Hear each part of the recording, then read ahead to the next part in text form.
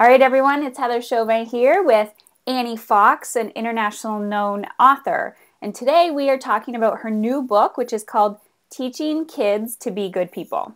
And before I jump in and let Annie take over the ropes, I reached out to Annie. I think I found you on Twitter. Yeah. And I went on your website and I found something really, really unique. And I want you to talk about it with the whole concept of these special emails you've been getting, Annie. Because I'm such a big advocate for teen health, teen mental health, and things like that. And knowing your story and how this book came about, I want to ask you about the whole concept of teaching kids to be good people. How did this book come about, Annie? Well, thank you first, Heather, for inviting me to talk to you, because we've been tweeting back and forth and emailing. It's really nice to see your smiling face and have a chance to talk.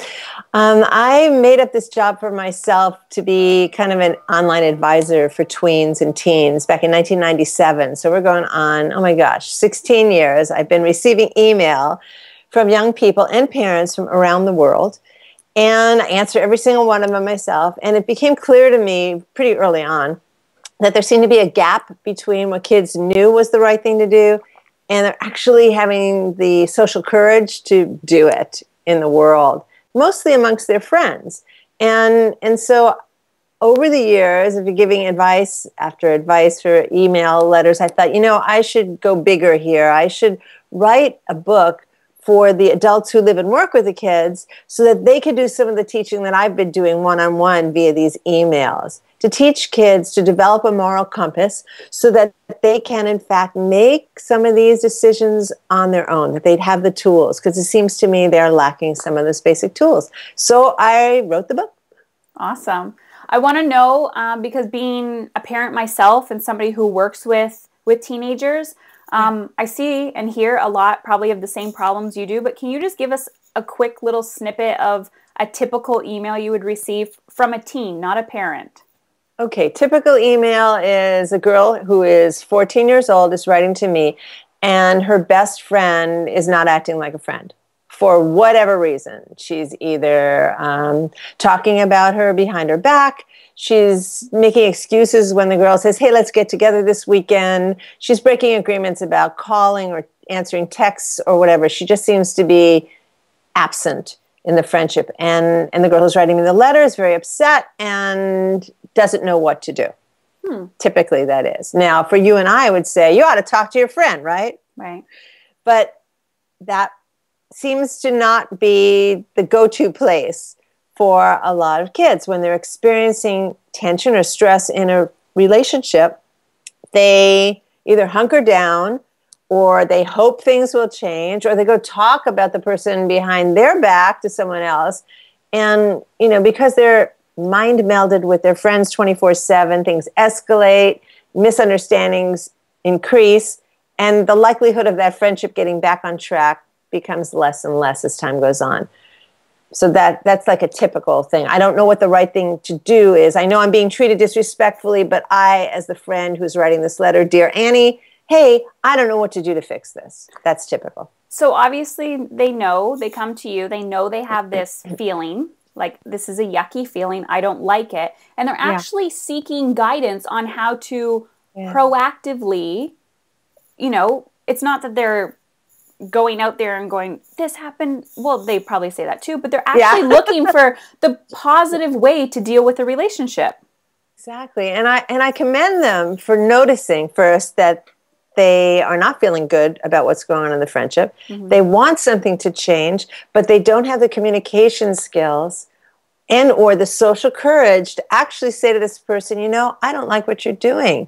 Something feels wrong in this relationship. Let's talk about it. Now, that may seem like a very mature thing to say, and maybe it is, but the truth is that even a 6-year-old can say, I don't like that. Mm-hmm. Stop. Yeah. Go ahead. No, I was going to say when you and I were first talking, I get a lot of parents that come to me with saying, how can I support my child? Or this is, the behavior that's being presented. How can I help them? Or what should I do? And I found it really interesting that you were on the other side where the kids were coming to you. They were reaching out to you. And we also had this conversation about how come the parents aren't connecting with you, or there's that disconnect between why do they feel safer with you than with their parent? I think what they see in me is someone who's non-judgmental.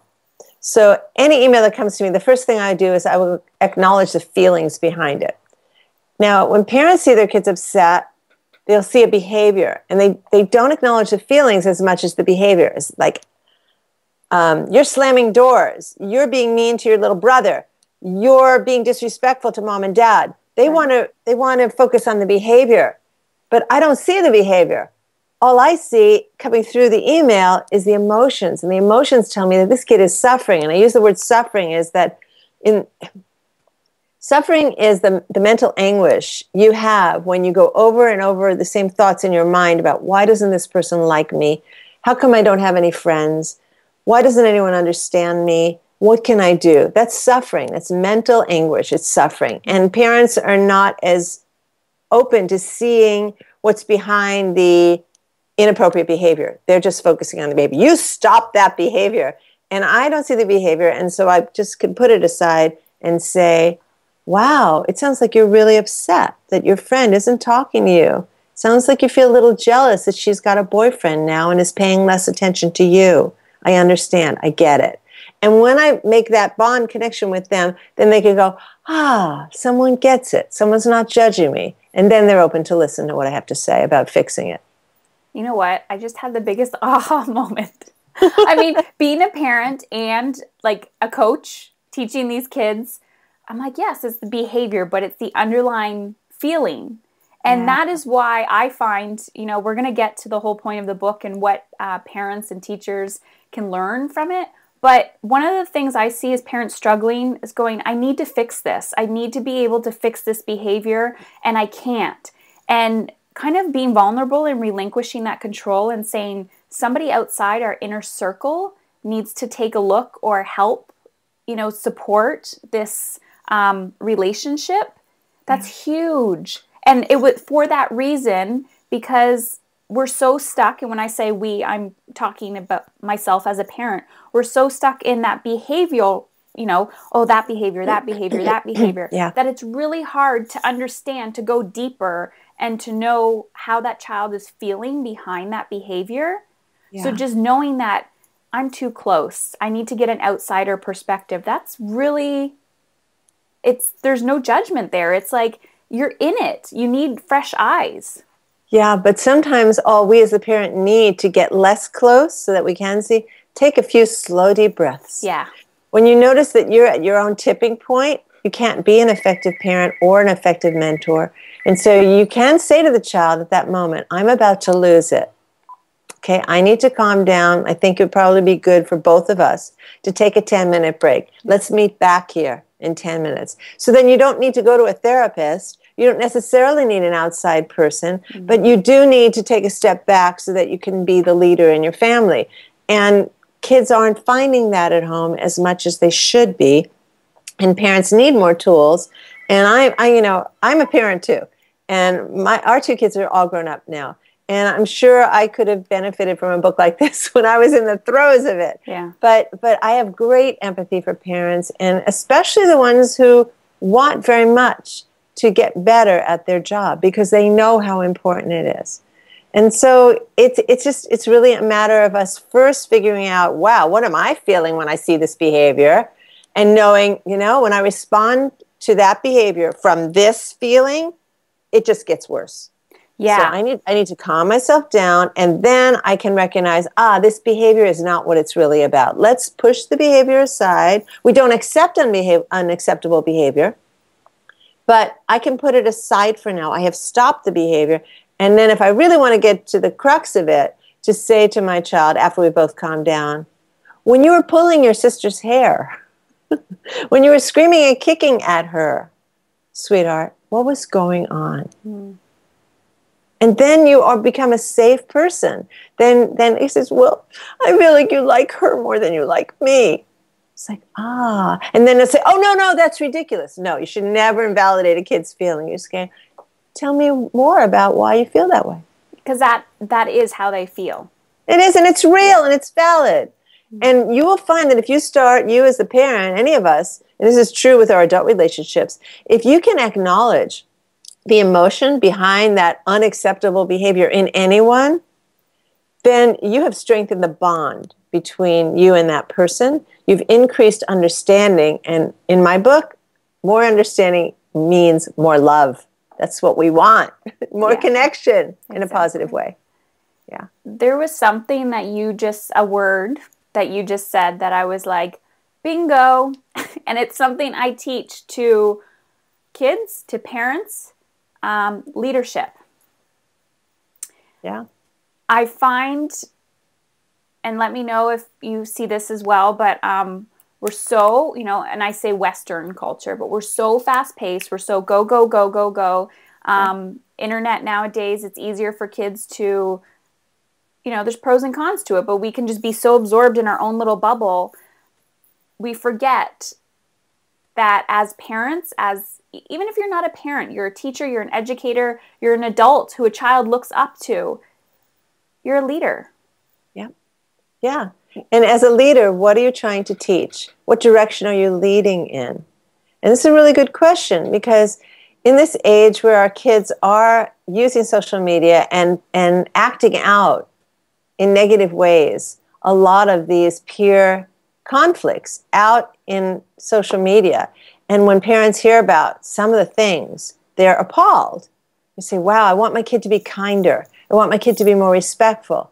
Well, what a leader does when they want the people who are following them to be more respectful is to model respectful behavior. Model the compassion and the empathy that you want your kid. You want your kid to be a good friend to other people. And if you are, in fact, very closed off and connected to your own digital devices all the time and not making the time to lead in that way, then you shouldn't be surprised when your kids don't have those tools. They are watching you.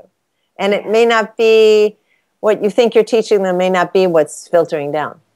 So is it true that kids nowadays have, all those myths you hear, oh, they're entitled, they're rude, they're ignorant, they're self-absorbed, teens, all these things, they just have no idea what's going on. Is that really what's going on?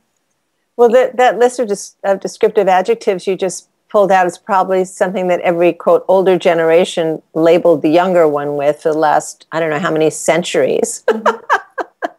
So I don't know that that's any different, but I'm going to pick up on the word ignorant, because the word ignorant is not a bad thing. It just means without knowledge. Children, by virtue of not having life experience, are ignorant. It's not a bad thing. So what is our role as leaders and teachers and mentors is to help fill in the gaps with wisdom and life experience. We share our own. We help them debrief when they make a mistake so they can learn from that mistake and add wisdom to what was an ignorant choice. There's a great expression that I love. It says, in fact, I just wrote a blog recently, you know better than that. And then the afterthought is, don't you? You do, don't you? Yeah. And the truth is, if we get angry at our kids because of their ignorant behavior, then we ought to help them become less ignorant. And really, if they knew better in the moment, they would have done better. True. And I always say that about parents as well, right? Exactly. You're a human being in this human experience. Yeah. Taken step by step, breath by breath, doing the best you possibly can. So I always say, if you don't understand something or know it, get educated or ask questions, and you will be able to better navigate your breaths, your steps. Yeah, and I was just thinking that idea of ignorance is not that you lack information. I think sometimes it's lack of skill. So I may know, for example, I'm pulling into a parking lot and there's a spot. I'm waiting for someone to pull out. I see it. Oh, great. I'm so happy. And as the person vacates that spot, another person comes in and quickly takes the parking spot. Darn, I'm really angry. Now, there's a lot of things I can do with that anger. Right. If out of ignorance, I want to escalate the situation, lean on my car horn, get all loud and angry, in that moment, I have forgotten what it means to manage one's emotions responsibly. So in that moment, I am ignorant or lacking the skills to respond maturely. Mm-hmm. It doesn't mean that I didn't know that being a jerk was a bad thing. It means that in that moment, I didn't have the skill to manage my emotions. So, I think ignorance is a great, it's like a flag saying, this is an area I need some help with, Mom, Dad. I love that because, yeah. And I'm just getting all these aha moments. I'm like, yes, yes. But teaching kids to be good people is about teaching kids to be good people. The teaching part. I couldn't have said it better myself. Don't give it away in the title. Don't give it away in the title, okay? I wasn't hiding anything. But it really is. It's about managing your destructive emotions so that you can be all the things that parents say they want the kids to be. Empathetic, respectful, helpful, generous of spirit, and socially courageous, which means not only knowing the right thing to do to help someone else in need, but having the guts in that moment to say, you can count on me. Here I am for you. That sounds a little bit like leadership. Oh, yes. Good leadership. Yeah. Good leadership. And when you have good teens and tweens and young adults who have these good skills, then who do they turn out to be as adults? Well, they turn out to be great friends. And they are also the leaders of their own peer group, which is really important. So they have positive influence on their own peers. They are more likely to choose as their partners later in life people of equally good character. That's a huge one. Every parent watching this. Because they know how to judge good character. They have very high standards for themselves and for other people when it comes to friendships and relationships. And then ultimately, these young people will become the kind of leaders as parents and as community leaders and as policymakers that we all need. I mean, ultimately, I wrote the book, Teaching Kids to Be Good People, because we need more good people in the world. And it's a good thing to start with kids. Yeah, we got to start somewhere. And they're asking for it. They are. In those emails. I think that's huge because oftentimes we assume that they're ignorant, which is just lack of, right? So they're asking for it. They're reaching out, whether it's to you or anywhere. And a lot of times, where do they first look? Their peers. Because they're so close to them, right? And that's their reference group. Not always a great place to look for more skills. I say, if we don't teach our kids to be good people, they're going to learn. But where will they learn from? They will learn from their equally clueless peers. Exactly. And in that way, we are abdicating our leadership to the leadership of some other 13 or 14-year-olds to influence our children. Now, the truth is, Heather, they will be influenced by their peers anyway. Right. We are not the parents of Rapunzel up in a tower somewhere. And with social media, they have more and more influence moment by moment, 24/7, it seems, the influence of their peers. However, if we do our job right, then our voice is also inside their head. It's part of the mix. And don't let anyone tell any parent that as your teens become young adults, they're no longer listening to us. You're imprinted. You're imprinted. And hopefully the message inside their heads that they're carrying with them will allow them to use what you've taught them. That's so good. And I know we wanted to keep it short, so to be mindful of everybody's time who is watching this interview. But there was two things that you said, and actually one is leadership. I'm just huge on leadership. But we are teachers, even if we're not a technical teacher. You know, you're being that role model, again, back to leadership. And your kids, regardless if they're 5, 10, 13, 20, they want those skills. They want to feel good, and they want to be validated and heard in a non-judgmental way. And I always say that the behavior is a language, and it should be looked at and not ridiculed. You know, what's really going on behind that? That's how they're presenting to you. That's how they're talking sometimes. Yeah, they're not always able to say what they really feel. Right. So they can throw something against the wall They can kick somebody. Right. They can post some really, really nasty stuff to get back at someone. But that's a behavior, and you're right. They want to feel good about who they are. Yeah. And they're not often proud of what they do, especially when they act out from these destructive emotions. So we do them a great service when we lead them in a direction of how to manage this stuff. It's part of being human. You have to manage your destructive emotions. Right. So who is this? Do you have the book in front of you? I do not. Okay, I have the thing right here. Who is teaching kids to be good people? Who is this for? Who is it for? Oh, it's for... They're on my little Kindle. That's exactly what this book cover looks like. That's a cool looking cover. The book is for anybody who lives and works with kids. Or anyone who aspires someday to be a parent if they're not one already. Because, and the other part about this book is you can't teach kids to be a good person until you yourself have kind of Don't give away your secrets. settled in.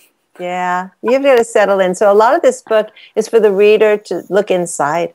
And again, that's leadership too. It's like, before I can do this, to do it as well as I want to do it, I may have to resolve some of these issues myself. That's hard. It's hard, but it's very gratifying. And you have to go there. Yeah, and I think I make it pretty entertaining. It is funny, and it's an awesome read. I mean, like I said, I went halfway through. I'm like, yeah, this is great. Like, it's quick, and it's, there's great points, very practical. It wasn't over my head or anything. And having kids of all ages and teaching this stuff, it's just a great book. Well, thank Truly, you very much. And I'm not saying that. I don't. Anything comes out of my mouth, I mean it. Heather was not paid to say that, by the way. No, I wasn't. Annie, I want to know, we haven't decided yet, but we are going to do a giveaway. Great. And so I will write the contest rules down below on the blog somewhere where this video is posted. So, keep open to that. And you've also agreed to respond to comments or questions that are on the blog below this video? That's correct. Awesome. I'm going to be responding to all the comments that your readers put forth. Yay. Questions too. Awesome. And where can people find your other work? The easiest thing is to just remember my name, Annie Fox, F-O-X, and just go to anniefox.com, ANNIEFOX.com, and you'll find everything there is to know about me. Perfect. And if they want to purchase this, they can purchase it on Amazon? Yeah. Okay. There's a link on our site, take you to the Kindle site. It's also available in print if you like to turn pages. Yeah, so they can buy it, like you said, Kindle or like Amazon print. In print, yes. Fabulous. Well, thank you so much for being here, Annie. And like we said, post your comments below, and Annie will, comments about parenting, behavior, teens, whatever it is, and Annie will respond.